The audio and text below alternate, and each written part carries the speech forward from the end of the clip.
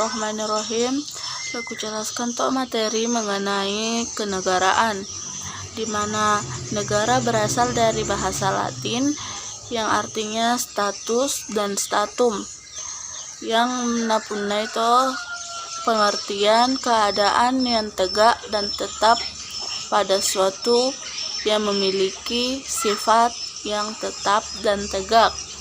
Sedangkan secara terminologi, negara adalah suatu organisasi kenang majambong di antara kelompok masyarakat yang napunai tok cita-cita untuk memesak dan tuo dalam satu kawasan yang mempunyai pemerintahan yang berdaulat. Dalam konsepsi Islam, banyak ahli Islam yang merumuskan ketidakpastian tentang konsep negara dalam Islam. Namun, lalu Islam merumuskan prinsip-prinsip dasar tata cara hidup bermasyarakat dalam Islam, di mana terdapat pada Al-Quran dan Al-Hadis. Selanjutnya, aku jelaskan tujuan negara.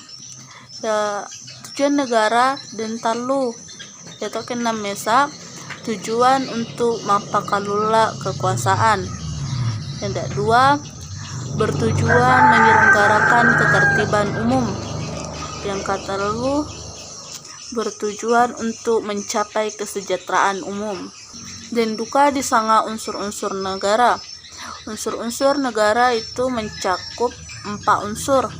Yang kenang mesa adalah rakyat, di mana rakyat dalam pengertian keberadaan Islam.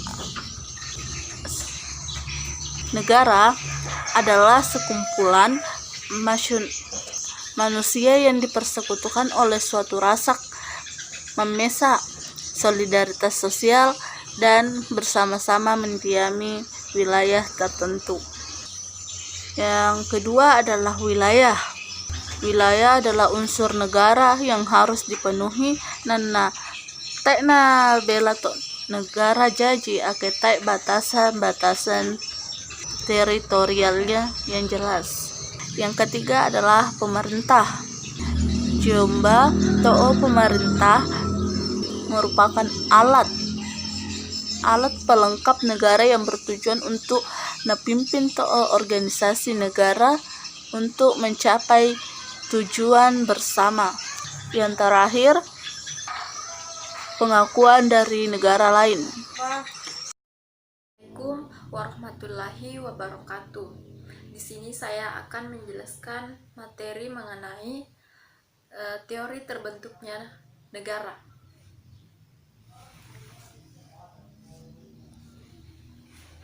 Teori terbentuknya negara. Yang pertama, teori kontrak sosial. Teori kontrak sosial yaitu sebuah perjanjian antara masyarakat dengan para pemimpinnya. Istilahnya kontrak sosial digunakan dalam pendapat yang berupaya menjelaskan hakikat dari kegiatan politik atau menjelaskan tentang tanggung jawab dari para pemimpinnya pada rakyat. Dua, teori kedaulatan. Yaitu suatu negara yang merdeka secara otomatis menjadi negara yang berdaulat untuk menentukan, mengatur, mengarahkan tujuan negara yang melok dicapai. Kedaulatan adalah kekuasaan yang matandre dalam suatu negara yang berlaku dalam suatu wilayah seluruh rakyat dalam negeri. Talu teori ketuhanan. Negara tania tumbuh disebab berkumpulnya kekuatan dari luar melainkan karena perkembangan dari dalam. Keempat, teori kenyataan. Timbulnya suatu negara merupakan soal kenyataan. Apabila pada suatu ketika unsur-unsur negara terpenuhi, maka pada saat itu negara yang menjadi kenyataan. 5. Teori kekuatan. Negara pertama adalah hasil dominasi dari kelompok yang kuat terhadap kelompok.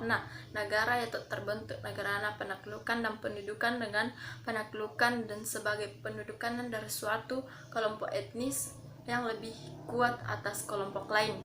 Baik, materi selanjutnya ialah awal peradaban dan kerajaan dulu. Kerajaan Lu adalah kerajaan tertua di Sulawesi yang amat luas wilayah kekuasaannya. Peta di bawah judul tulisan ini yang dikutip dari tulisan Albert Scoresworth dalam buku House Hirles Heuduting and Exchange. Lu menggambarkan hal tersebut. Penuturan beberapa orang masyarakat Gorontalo di ujung utara bekas kerajaan ini yang mengakui bahwa nenek moyang mereka berasal dari Bugis.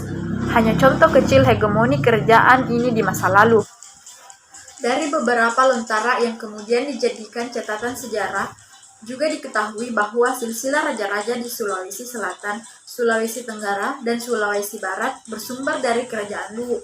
Hal tersebut diungkap Andi Zainal Abidin dalam buku The Emergency of Early Kingdoms in South Sulawesi 1983. Titik awal peradaban dapat diketahui dari buku Republik Indonesia. Provinsi Sulawesi bertarik tahun 1951. Dalam buku tersebut tertulis bahwa asal-usul orang Toraja sama saja dengan orang Bugis yang mendiami daerah sekitar Afdiling Luwu. Kedua suku ini berasal dari Pulau Pongko sekitar 2000 hingga 3000 tahun silam.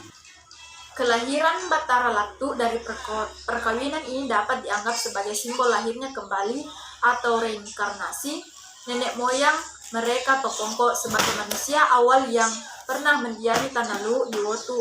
Karena itulah reunifikasi keluarga ini dikukuhkan dengan dijadikan Wotu sebagai warek atau kota raja kerajaan Luwu yang pertama dengan Latongek Lanyi sebagai datuk pertama. Selanjutnya kerajaan ini diserahkan kepada Batara Latu ketika ia telah dewasa dan dianggap cakap memimpin sebuah kerajaan.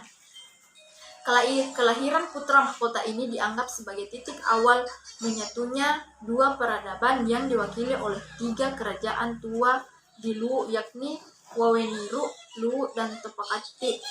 Baiklah, itulah materi yang sempat saya bawakan. Kurang lebihnya mohon dimaafkan. Wassalam.